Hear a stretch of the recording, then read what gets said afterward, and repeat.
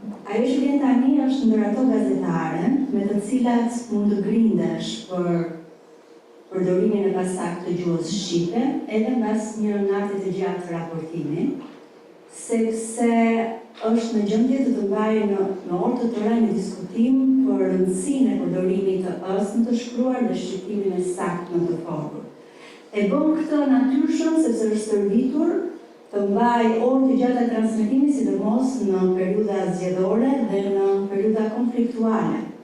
Ka 28 vjet karrierë në lëndin e politikës, ka lëvruar dhe gjininë e dokumentarit biografik dhe të reportazhit, ka pasur mundësi edhe të lëviz në gazetaria e terrenit, por nuk e ka bërë këtë, sepse për të gazetaria është pasioni i jetës.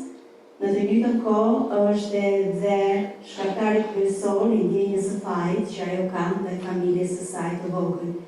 Zonja dhe zotrinj, ajo është Sonila Agostini.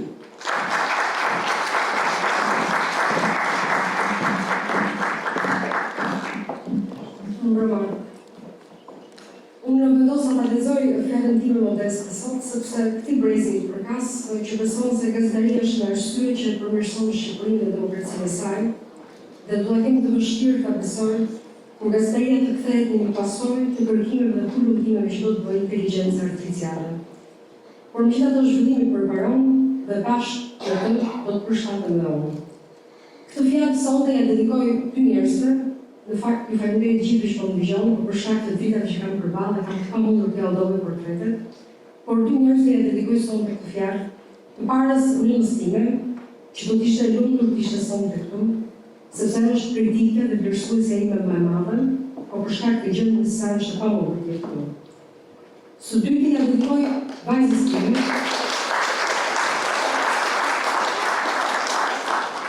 Së dyti ja dedikoj vajzës time, të cilën dua ta inkurajoj të besojë tek forca misterioze që Zoti u ka dhënë vajzave dhe grave në këtë botë, të besojë se frika mundet dhe të dëgjojë sot për herë të parë se ajo ka qenë forca ime e brendshme që më ka shtyrë çdo ditë të shkoj në punë me besimin se duke bërë unë punën time shumë mirë, kam ndihmuar që atë im të jetë më i mirë dhe atë i saj do të jetë më i mirë.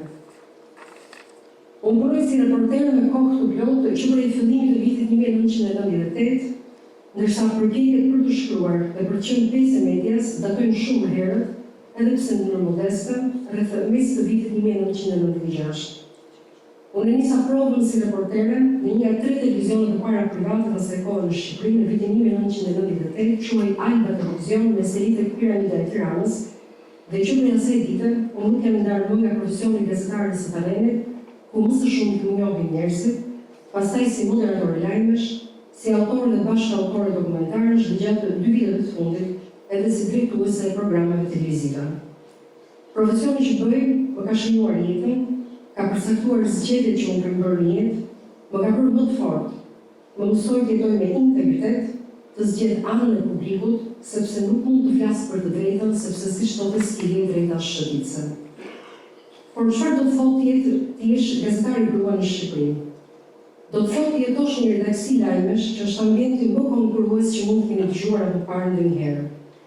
Do të thotë të punosh shumë orë në ditë dhe të mos mbyllësh dot as muaj sepse të ardhurat janë të ulta. Do të thotë të mendohesh mirë kur bëhesh nënë, sepse mund të mos përfitosh nga rria e lindjes për shkak të pagesës së pamjaftueshme të sigurimeve. Mund të mbetesh si unë me një fëmijë, ose duhet sigurohesh që kur fëmia të lind, të kthehesh sa më shpejt në punë, pasi vendi në redaksi mund mos jetë shumë gjatë i lirë. Në 28 vite, shumë vajza dhe gra kanë hyrë apo dalin nga media, disa kanë rezistuar, një prej tyre duket që janë ndonë, disa jo, disa kanë hyrë në politikë, disa kanë zgjedhur profesione të tjera rrugës, shumë kanë emigruar nga Shqipëria, sepse Shqipëria është një vend i vështirë për vajzat dhe gratë, sidomos në botën e medias që dominohet shumë nga burrat. Kur unë nisa punoja si reportere, Shqipëria nuk ishte kjo që shihni sot. Dhe ngjarjet shpesh dramatike që ka kaluar Shqipëria e kanë ndryshuar medien dhe perceptimin e njerëzve për medien. 3 dekada më parë, media televizive që e njoh shumë mirë, punonte në kushte të tjera teknologjike, na mungonte infrastruktura për të punuar, por mund të them me siguri se aso kohë edhe pse ishin pa celular, pa kompjutera personal, raportonin më shumë lajme, flisin më shumë për njerëzit e këtij vendi dhe u drejtonin politikanëve pa dallim më shumë pyetje duke kërkuar më shumë llogari. Dua të tregoj se unë dhe kolegët e mi mbanim shënim në përdoqen, shkruanim për çdo gjë. Këtë gjë sot më vjen keq nuk e shoh tek reporterët dhe gazetarët që janë në terren, tek të cilët kam mbetur edhe unë. Kam punuar në televizionet kombëtare dhe për fatin tim të mirë, kjo gjë më ka ndihmuar sepse një media televizive kombëtare kërkon më shumë përgjegjësi. Një media kombëtare tërheq gjithmonë më shumë audiencë dhe për mua këtu ka nisur mësimi numër 1, që të jem e përgjegjshme dhe të qëndroj mes publikut dhe politikës, duke bërë gjithmonë kujdes të mos e kaloj atë fillin e hollë që ndan gazetarin nga qytetari. E kthej gjithmonë kokën pas dhe pyes veten se do ta kisha zgjedhur edhe një herë gazetarin. Sot, duke qenë se jam dëshmitare mbas ndër të paktat që ende janë në mikrofon në terren, që për vitet të largët 1998, do të thoja se jam e dyzuar, sepse ka disa pyetje që kërkojnë përgjigje. Çfarë ndodh sot me gazetarët gra në Shqipëri? A kemi ne sot një numër të saktë të grave dhe vajzave që punojnë në tregun mediatik, jo thjesht si gazetarë, por edhe si punonjëse të industrisë së medias? A janë ato të mbrojtura kur për shkak të vështirësive të profesionit përballen me probleme sociale, familjare dhe shëndetësore? A kanë sot gratë dhe vajzat në Shqipëri mundësi trajnimi që të rrisin aftësitë profesionale që janë një mirë për shoqërinë, sepse një gazetar i mirë është një dritë më shumë për të ndryquar skutat e rrethtat pushteteve. Si paguhen dhe sa paguhen sot gazetarët dhe punonjësit tona në media dhe punonjësit medias, kam parasysh përveç gazetarët si shofrash, montazhiere, teknike, grimierë, punonjësit e garderobave, kostumografe, janë një armat e tërë grash dhe vajzash që punojnë. Çfarë ndodh me sigurimet e tyre shoqërore? Kush e pengon karrierën e grave dhe vajzave sipas meritokracisë? Çfarë do të ndodh tani që teknologjia po e lëpasi industrinë e medias dhe gati më duket si kriza e shtypë të shkruar në Shqipërinë e mesit viteve 2000, kur gazetat ishin në krizë përballë televizioneve. Pse nuk kemi ne sot në Shqipëri gazetarë që ta ushtrojnë në liri detyrën e tyre pa qenë e nevojshme ta ata shohin pranë një media? Çfarë ndodh me nënat gazetare dhe sidomos me nënat që janë kryefamiljare? Sot, përveç radio televizionit shqiptar, ku punojnë për një dekade, asnjë media tjetër nuk flet për parime editoriale profesionale që do të rregullonin më së miri transparencën e medias dhe do të rrisnin besueshmërinë e saj në publik. Jam e bindur se këtu në sallë ka shumë që do të shtonin të tjera pyetje, por unë solla disa prej tyre në fjalën time, sepse këto janë në këto pyetje gjendet të përgjigje asaj çfarë ka ndodhur në 28 vjet në median shqiptare. Megjithatë sot u them të gjitha vajzave dhe gravet të reja që si unë dikur mund të hynë në botën e medias të ndrojtura, por me kurajo, në botën tonë sharmante së jashtme, se nëse duam të bëhen gazetare, të mos harrojmë që gazetaria nuk jep famë. Shqipëria ka nevojë për gazetarë të mirë që të ndihmojnë në punën e tyre për mirësimin e profesionit dhe mbylljen e tranzicionit të stërzgjatur të Shqipërisë. Unë çdo ditë jam përpjekur të vetë përmirësohem, duke dëgjuar me durim ata që kanë patur drejtues dhe fati dhe jeta ime ndeshi, që kanë patur drejtues profesionist në kaq shumë vite punë.